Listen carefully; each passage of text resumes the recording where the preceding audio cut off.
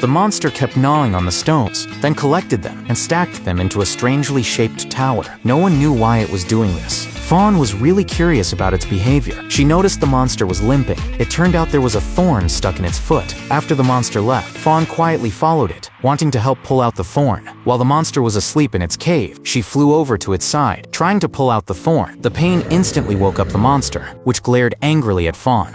What to do? What to do? Play dead! No, freeze! No, the opposite! Make myself look big!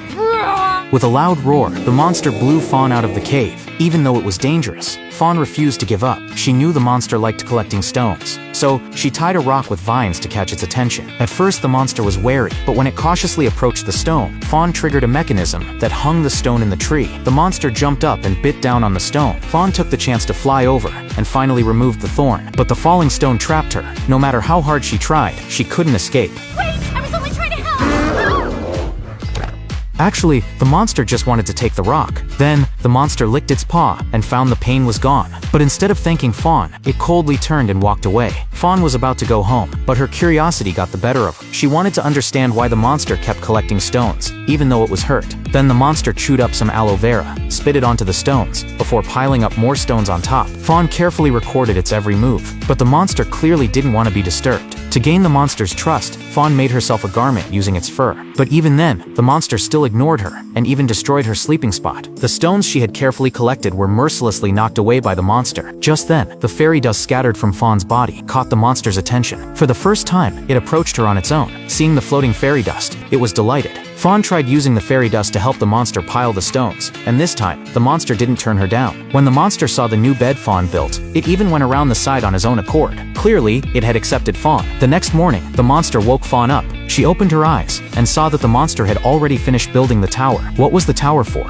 Just as she was about to check, the monster stopped her. At night, the monster finished building the final tower. Under the beautiful night sky, Fawn leaned against the monster's nose and fell asleep peacefully. Suddenly, a shooting star streaked across the sky, and green mist rose in the distance. At the same time, the monster's eyes changed. The next morning, Fawn found the monster was gone. She called her friend Tink to help look for it. Later, Tink found the monster in the icy forest, but it knocked Tink out with its tail. By the time Fawn arrived, What did you do?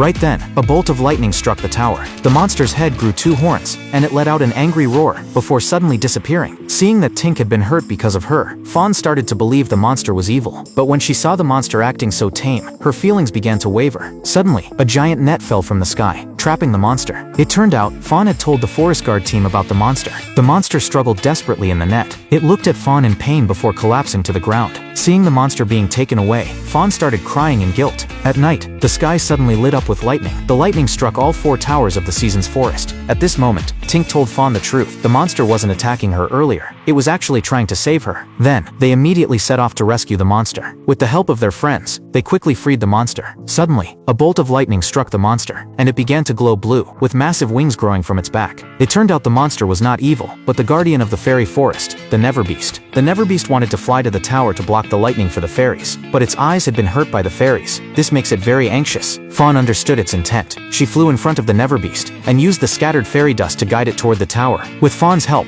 the Neverbeast blocked the first bolt of lightning. Now, the safety of the fairies depended on them. Soon after, they blocked the second and third bolts of lightning. But then, a massive rock destroyed the 4th tower. The Neverbeast was struck by the rock and fell heavily to the ground. It turned out that Nyx from the guard team had destroyed the tower. She still thought the Eternal Beast would bring disaster to the forest. At that moment, the sky erupted in thunder and lightning. Just as Nyx was about to be struck, the Neverbeast blocked the fatal blow for her. She finally realized the truth. The monster they had been hunting was actually their protector. The Neverbeast tried to rebuild the fallen tower, but it was too late. At this moment, Fawn seemed to have an idea.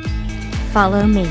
The Neverbeast responded firmly to her. Fawn guided the Eternal Beast to soar into the sky, and they flew desperately upward. The Neverbeast blocked bolt after bolt of lightning. As they reached the heart of the storm, a massive bolt of lightning struck. The Neverbeast quickly saved Fawn, then used all its strength to push the lightning out of the clouds. After a violent explosion, the sky returned to its original state. The fairies worked together to save Fawn and the Neverbeast, but Fawn had already stopped breathing. The Neverbeast shook his burnt wings, then hurried to Fawn. When it confirmed that Fawn was dead, it let out a mournful howl. Just then, the Neverbeast's electrified fur touched Fawn. A miracle happened. Fawn came back to life. After a brief time together, the Neverbeast returned to its cave to begin a 1,000-year slumber. It would forever protect the fairies and their home. Well, that's the end of the movie. If you liked my video, don't forget to give it a like and follow. Thanks for watching.